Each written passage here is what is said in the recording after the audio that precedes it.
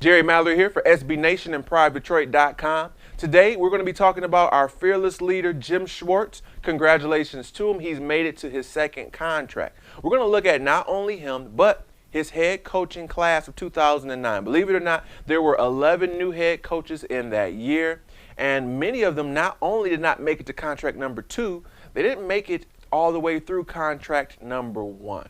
So we're going to take a look at those coaches who are no longer here, and then we're going to leave the remaining coaches, dissect them, and we're going to give you a valedictorian, the head of the class for those new head coaches in 2009. So let's first take a listen and look at the head coaches who got canned in that year.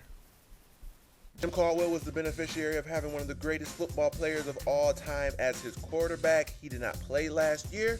The Colts were horrible, and Caldwell was out of there.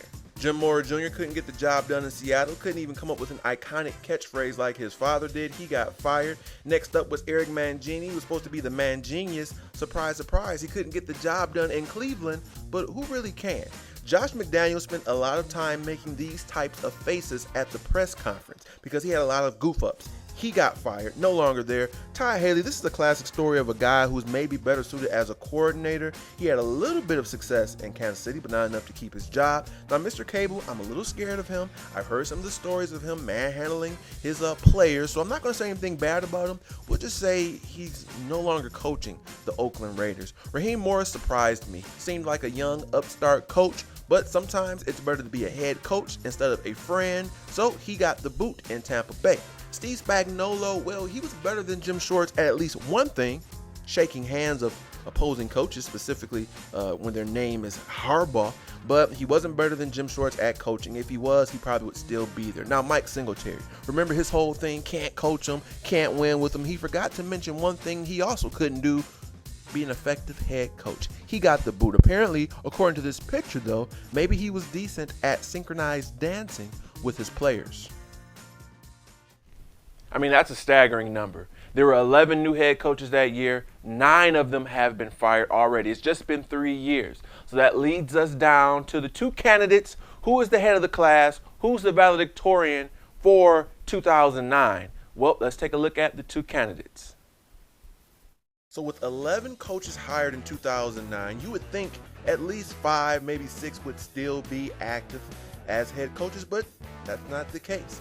9 of the 11 coaches got canned, which leads us to, obviously, the 2 guys who have to be the head of the class for the new hires in 2009 because they're the only 2 still coaching.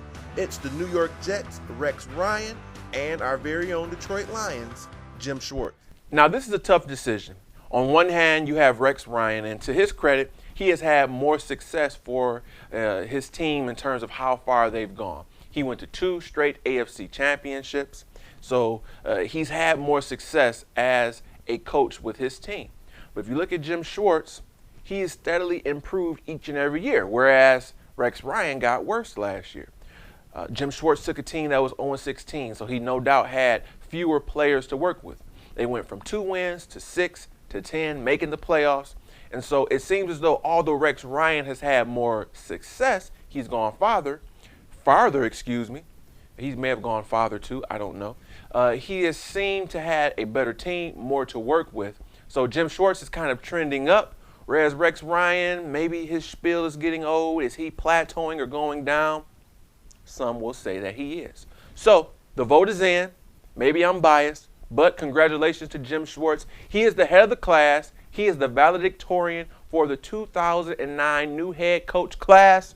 You had 9 guys that were already out the mix. It was up to him and Rex Ryan, and I think Jim Schwartz's stock is rising, whereas Rex Ryan is kind of falling. And so he's on his second contract, and I'm hoping that he'll get a third and a fourth, and maybe he can be similar to the long line of head coaches whom he trained under, whether it be a Bill Belichick or a Jeff Fisher, because if he is, that means he's going to be here for many years to come, and with that means playoff wins, championships, dare I say a Super Bowl. I think the future is very bright for Jim. So congratulations to you. And I think I can speak for all Detroit Lions fans when I say I'm excited about not only what you've done, but what you're going to do in contract number 2, 3, 4, etc.